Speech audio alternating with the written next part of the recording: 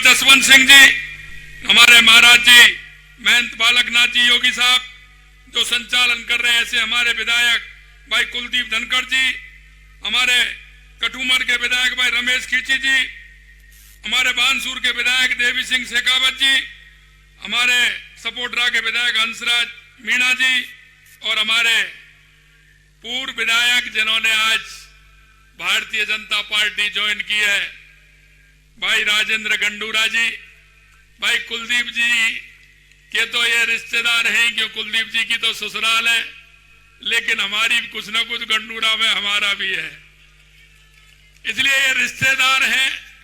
और मैं गंडूरा जी को 30 साल से जानता हूं। निश्चित रूप से इन्होंने राजनीति के क्षेत्र में अच्छा काम किया है और आपने आज भारतीय जनता पार्टी माननीय हमारे प्रदेश अध्यक्ष जी ने ज्वाइन कराई है, मैं आपका स्वागत करता हूं, अभिनंदन करता हूं।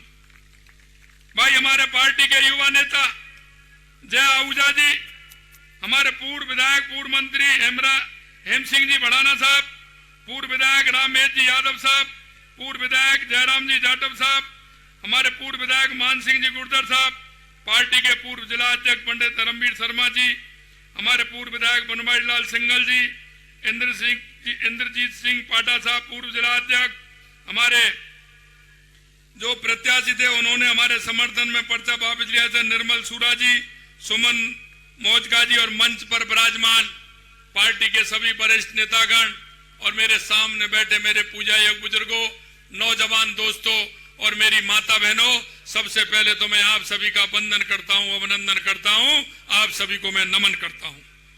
मित्रों, मैं एक बात आपसे कहना चाहता हूं, इस विधानसभा का नाम ऐसा नाम है, अगर दिन में 10-5 बार ले लिया तो वैसे ही तर जाओगे। ये रामगढ़ ऐसा विधानसभा है जिसके नाम लेने से ही बहुत कुछ हो जाता है। मैं आपसे कहना चाहता हूं,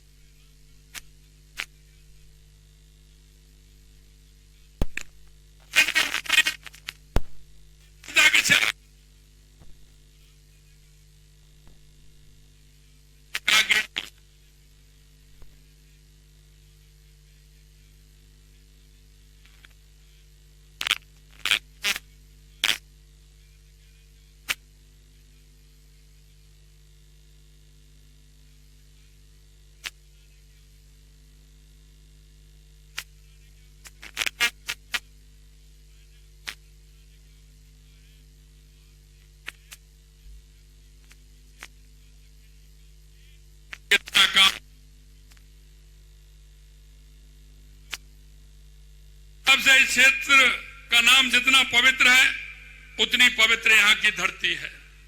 मैं आप सभी को नमन करता हूं भाई बहनों, और मैं आप सभी को इस रामगढ़ की धरती से एक बार मेरे साथ बोलेंगे जय जय श्री राम, जय जय।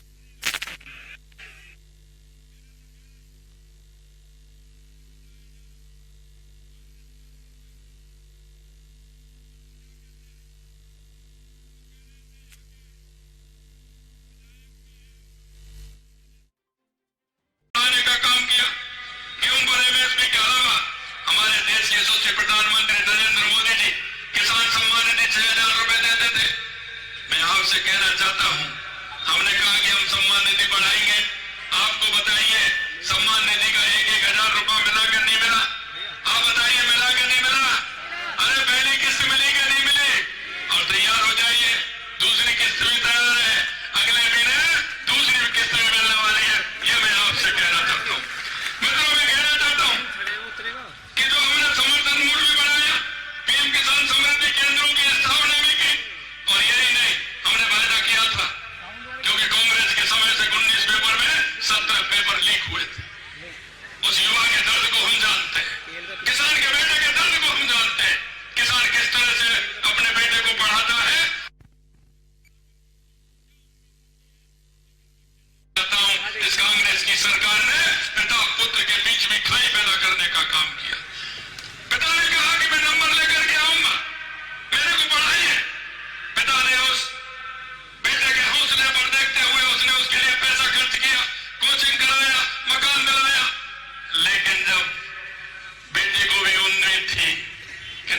रूप से मैंने पढ़ाई की है, मेरा इस परीक्षा में पास होकर दिखाऊंगा, लेकिन जिस दिन पेपर लीक हुआ उस पिता और पुत्र के सपने चूर चूर करने का काम इस कांग्रेस की सरकार ने किया।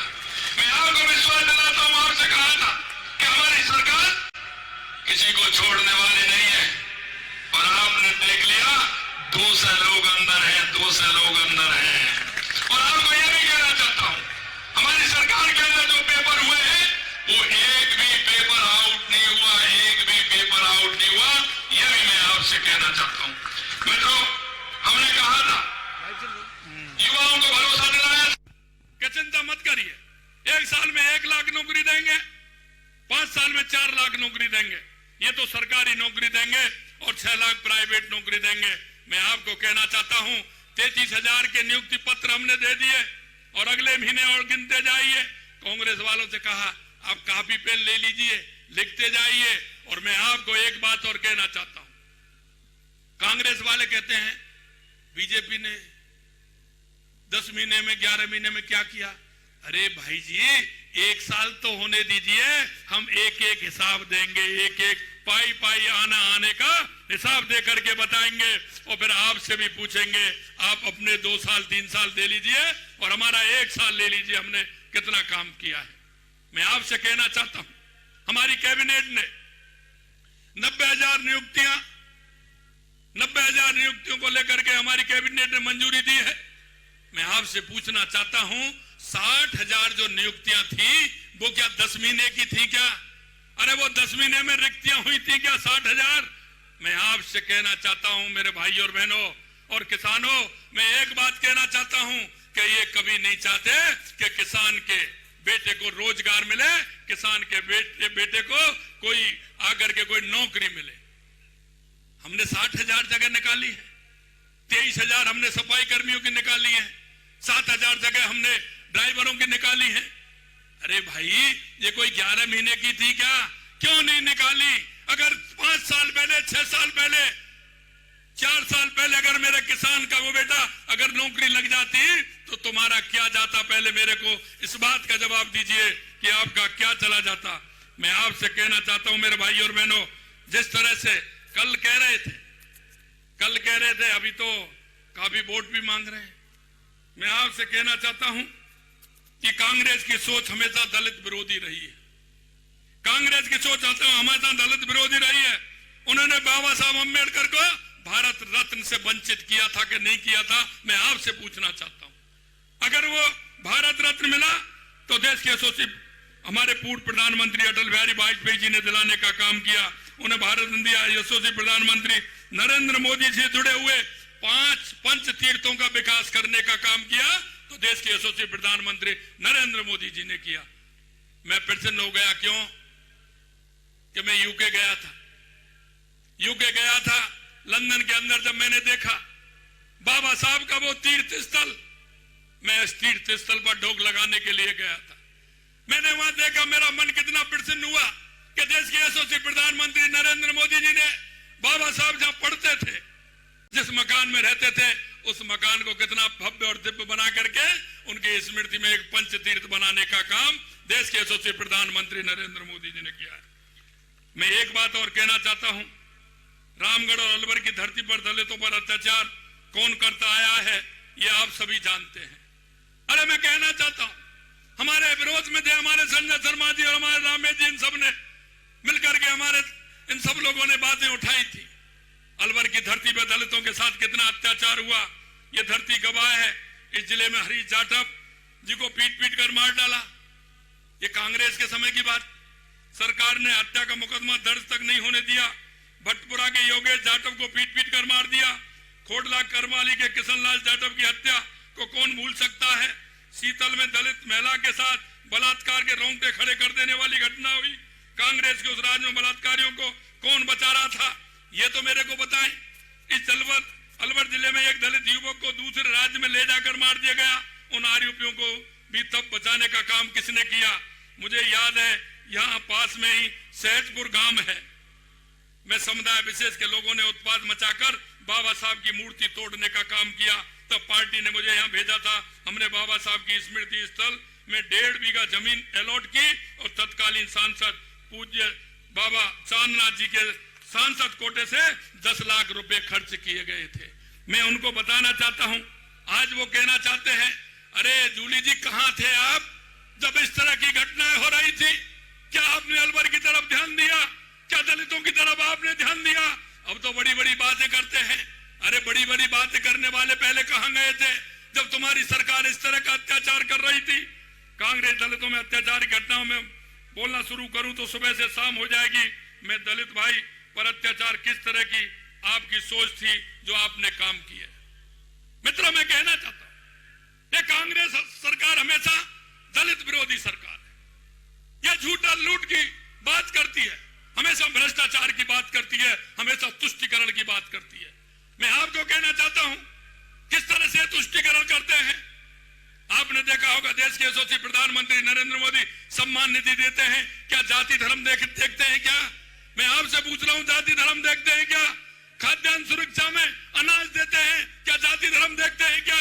लेकिन कांग्रेस के लोगों की ये जमीर में अंदर ये तुष्टीकरण की भावना 1947-50 के बाद से 1947 से आई हुई पड़ी है।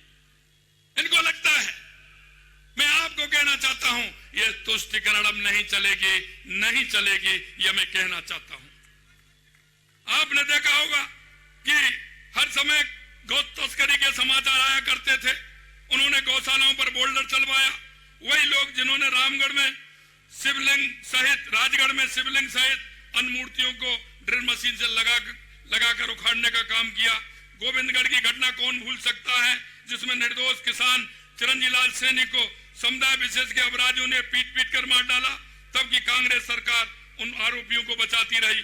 कौन भूल सकता है कि अलवर में 15 साल की मूक बधिर बच्ची के साथ गैंगरेप हुआ और अपराधी उस बीच शहर पुलिया पर फेंक कर चले गए। हद तो जब देखी गई तो भाजपा ने मुद्दा उठाया तो उन्होंने अपराधियों की पहचान होने लगी तो सरकार ने सड़क दुर्घटना बताकर उसे श्री करना चाहा। मैं आपको यही कहना चाहता हूं। उसके बाद सीबीआई जांच के आदेश हुए, उस पुलिया की सफाई करवा दी गई, सबूत नष्ट कर दिए गए। ये कांग्रेस की तुष्टीकरण का मैं आपको नमूना देना चाहता हूं मेरे भाई और बहनों। मैं आपसे इतना कहना इसलिए याद रखेंगे कि मैं आपसे यही कहना चाहता हूं कि जिस तरह से कांग्रेस इस तुष्टीकरण की भावना से चलती है, आज मैं कहना चाहता हूं कि इस क्षेत्र के अंदर टकलूबाजों की क्या स्थिति हो रही है, साइबर क्राइम किस तरह से बढ़ रहा है, गौ तस्करी किस तरह से बढ़ रही है, उनको संरक्षण देने वाले कौन लोग हैं, ये मैं आपसे पूछना चाहता हूं। मित्रों, मैं कहना चाहता हूं कांग्रेस के साथ शासित जो राज्य हैं, चाहे वो कर्नाटक हो, अपराध 60% है, पंजाब हो 50% बढ़ा है। वही हमने ऑपरेशन एंटीवायरस चलाया तो राजस्थान में क्राइम मात्र 26% रहा, जो 80 और 82% था। हमने कहा हम किसी को छोड़ने वाले नहीं है, और आज भी मैं आपको विश्वास दिलाता हूं, अगर राजस्थान में राज चलेगा तो कानून का राज चलेगा। कभी ऐसे लोगों का राज नहीं चलेगा, ये तुष्टीकरण वालों का राज नहीं चलेगा, ऐसे लोगों का राज नहीं चलेगा जो हमेशा इस तरह की अपराधियों को छुड़ाने की बात करते हैं और अपराधियों का सहयोग करने की बात करते हैं। अपराधियों को आगाह करना, यह डबल इंजन की सरकार, भागकर कहां जाओगे? मैंने कहा था, क्योंकि जब 15 दिसंबर को शपथ ली थी, 16 दिसंबर को एंटी गैंगस्टर फोर्स बनाने का काम किया था। आप देख रहे थे, हरियाणा से आते थे, कहीं इधर उधर से आते थे, क्योंकि जब भारतीय जनता पार्टी की सरकार थी तीनों तरफ, चाहे वो गुजरात हो, मध्य प्रदेश हो, उत्तर प्रदेश हो, हरियाणा हो, सिर्फ राजस्थान ऐसा राज्य था जो अपराधियों को शरण स्थली था। हमने कहा कि या तो राजस्थान में अपराधी आएगा नहीं, और मैं आपको विश्वास दिलाता हूं अगर अपराधी राजस्थान में आता है तो राजस्थान से वापस जाएगा नहीं, यह भी मैं आपको विश्वास दिलाना चाहता हूं। अगर हमारी गरीब कल्याण की योजनाओं की मैं बात करूं तो आपने देखा होगा जो हमने वायदा किया है, चाहे 450 रुपए में सिलेंडर देने का वायदा हो, चाहे सामाजिक सुरक्षा पेंशन हो जो 1000 से हमने 1150 किया, 3 लाख नए पेंशनर जोड़ने का काम हमने किया है। इन्होंने क्या किया? नए पेंशनर जो 60 साल से ऊपर होते थे उनको जोड़ा ही नहीं। अरे भाई, उनका क्या खोट है? उनकी तो जैसे उम्र होगी वैसे ही जुड़ेंगे कि नहीं जुड़ेंगे? वो तो 60 साल से हो गए, उनको जोड़ा ही नहीं। हमने हमारे 11 महीने के अंदर 3 लाख पेंशनरों को जोड़ने का काम हमारी सरकार ने किया। यही नहीं, एक और मैं ताजुब की बात बताना चाहता हूं आप, हमारे किसानों को किसान सम्मान निधि मिलती है। हमारे हर 3 महीने में केंद्र से पत्र आता है कि किसान सम्मान निधि में, क्योंकि जिनके पिताजी एक्सपायर हो जाते हैं तो उनका नामांतरण उनके बेटों के नाम खुलता है, उनका म्यूटेशन खुलता है, उसकी सूचना केंद्र की सरकार मांगती है। मैं आपको कहना चाहता हूं मेरे भाई और बहनों, इन्होंने उसकी सूचना भी नहीं दी, तो हमारे ऐसे जो किसानों के पुत्र थे उनको किसान सम्मान निधि नहीं मिल पाई। हमने 11 महीने में सभी को जोड़ करके केंद्र में भेजा है, उन सभी को किसान सम्मान निधि मिलने का काम हमारी सरकार ने किया है। 21,000 से अधिक विमुक्त घुमंतु अर्ध घुमंतु परिवारों को आवासीय भूखंड के पट्टे जारी किए गए। आपने देखा होगा ऐसे लोग हैं जो राजस्थान में आज उनको कहीं मकान बनाने के लिए जमीन नहीं है, बेचारे सड़क के सहारे कहीं ना कहीं रहते हैं अपनी झुग्गी झोंपड़ी बना करके। ऐसे लोगों को हमने चिन्हित करने का काम किया। मैंने कहा कोई भी ऐसा राजस्थान में कोई भी परिवार ऐसा नहीं रहेगा जिसका खुद का मकान नहीं हो, खुद की जमीन नहीं हो। हमने 21,000 से ज्यादा उन परिवारों को पट्टा देने का काम हमारी सरकार ने किया है। आपने देखा होगा, क्योंकि यहाँ विकास की सौगातें आने वाली हैं, ये भी मैं बताना चाहता हूं रामगढ़ के लोगों को, क्योंकि आप सौभाग्यशाली हैं। और सौभाग्यशाली आप इसलिए हैं कि दिल्ली मुंबई कॉरिडोर रामगढ़ के होकर के जा रहा है। यहाँ बड़ी बड़ी इंडस्ट्रीज भी आएंगे, यहाँ बड़े बड़े उद्योग भी लगेंगे, इससे हमारे रामगढ़ के लोगों का भला भी होने वाला है। मैं इतना कहना आपसे चाहता हूं, मैं आपसे अंत में इतना कहना चाहता हूं कि आपके बीच में सुखवंत सिंह जी आपके बीच के व्यक्ति हैं। सुखवंत जी शादी वाले व्यक्ति हैं, वे सुख दुख में आपके साथ रहते हैं। उनका नाम रामगढ़ के जन जन की जुबान पर है। वे रामगढ़ के विकास में निश्चित रूप से आपने देखा कि अभी से वो कहने लग गए कि हमें ये भी चाहिए भवन, कहीं पुलिया तो कहीं कृषि उपज मंडी बनाने की जरूरत बता रहे हैं। ये दलित वर्ग, माता बहनों, जवानों, किसानों और गांव की बहुत चिंता करते हैं। मैं आप सभी से कहना चाहता हूं मेरे भाइयों बहनों कि आप इनकी चिंता करें, आप इन्हें चुनाव में भारी बहुमत से विजय बना करके राजस्थान के विधानसभा में पहुंचाने का काम करें। मैं आपको विश्वास दिलाता हूं कि हम मिलकर आपकी चिंताएं दूर करेंगे और निश्चित रूप से रामगढ़ का विकास होगा। रामगढ़ की सीट भाजपा प्रत्याशी की जीत, केंद्र व राज्य भाजपा की डबल इंजन की सरकार निश्चित रूप से मजबूती देगी। मैं आपसे भाजपा प्रत्याशी श्री सुखवंत सिंह जी को भारी बहुमत से विजय बनाने की अपील करता हूं। और मैं कहना चाहता हूं क्योंकि सुखवंत जी और हमारी जो टीम सामने मंच पर बैठी है, ये मिलकर के विकास करेगी।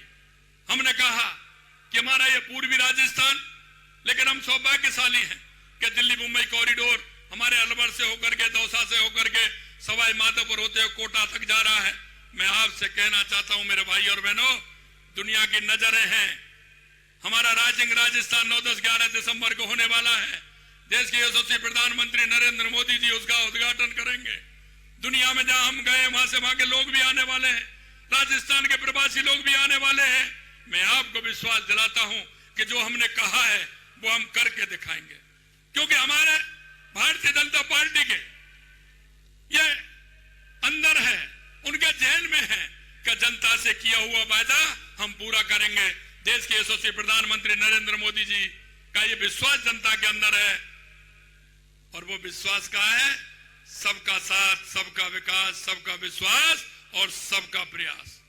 और माननीय प्रधानमंत्री जो कहते हैं वो करते हैं, ये भी जनता के अंदर विश्वास है। मैं आपको विश्वास दिलाना चाहता हूं, जिस संकल्प पत्र को लेकर के हम आपके बीच में आए हैं, निश्चित रूप से उसको पूरा करेंगे। अंत में इतना ही कि आप सभी लोगों से मेरा आग्रह कि माननीय सुखवंत सिंह जी को ज्यादा से ज्यादा वोटों से जिता करके विधानसभा में भेजेंगे। तो मैं इनको माला पहना दूं, दुपट्टा पहना दूं इनको, हैं? तो जीत की माला पहना दूं, तो आप जोर से बोलिए भारत माता की, भारत माता की, भारत माता की। बहुत बहुत धन्यवाद।